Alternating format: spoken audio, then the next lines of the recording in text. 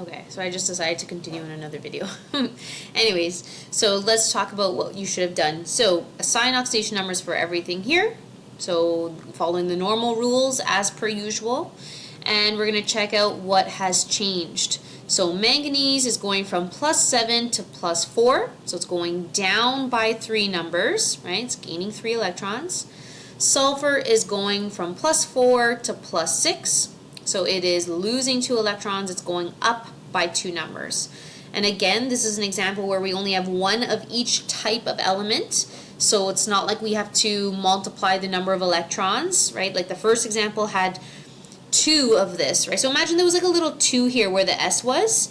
You would have to consider that it's losing a total of 4, right? So we assign oxidation numbers per one element.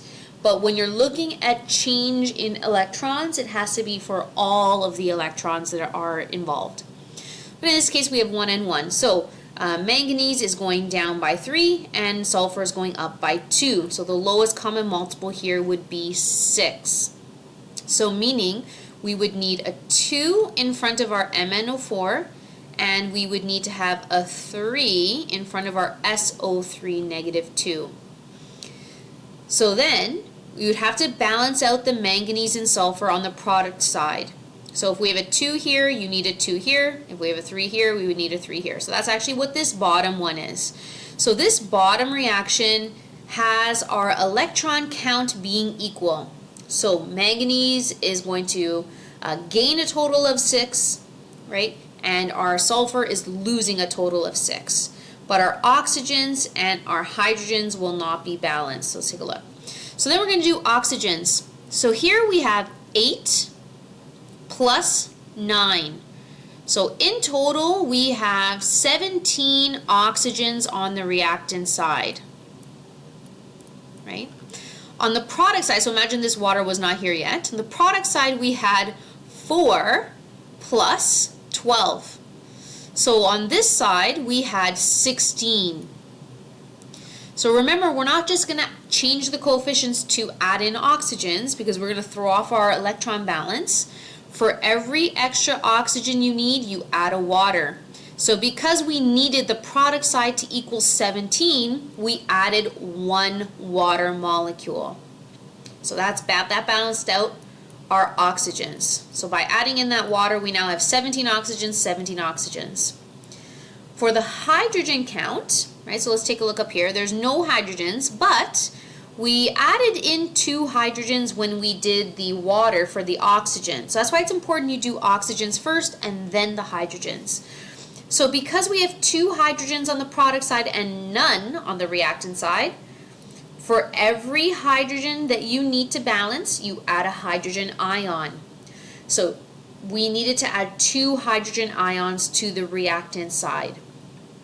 So actually right now, and there's a little note here, but right now if this question was acidic or neutral, we would be finished. So up to this point in time, it's exactly what all the rules were we've been saying.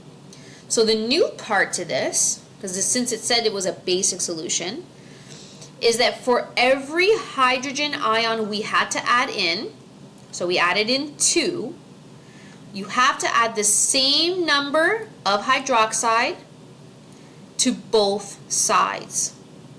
So what that means is I'm going to add in 2 hydroxide ions on the reactant side, since I added 2 hydrogens. But I also have to add in 2 hydroxides to the product side. So I've added 2 and 2. So let's say this was 10 hydrogens. You would add 10 OH to either side. It doesn't matter what the number was. For every hydrogen ion, you add the same number of hydroxides to both sides.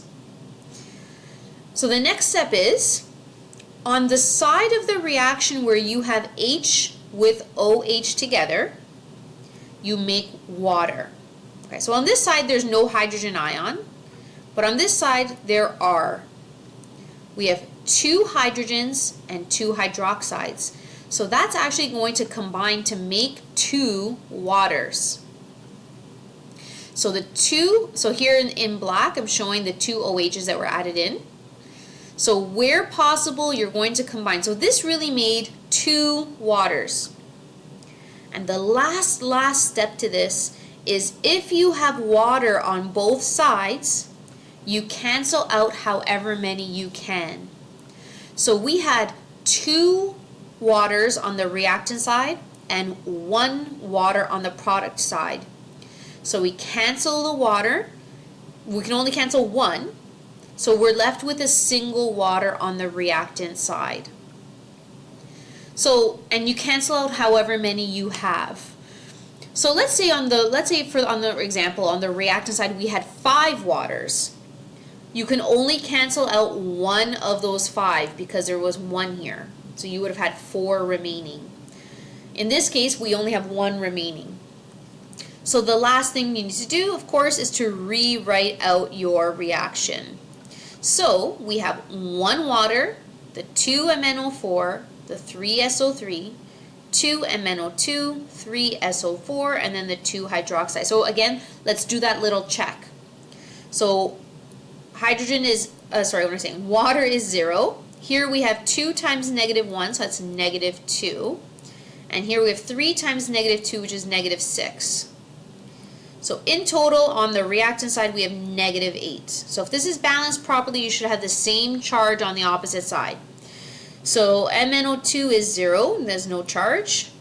3 times -2 is -6. And then the 2 OHs is -2. So we have -8. So we are balanced. All right, now I know this is going to take some getting used to. The next lesson is going to be balancing it. Like at the end of the day, the balanced reaction should be the same. It's just a different approach to doing it.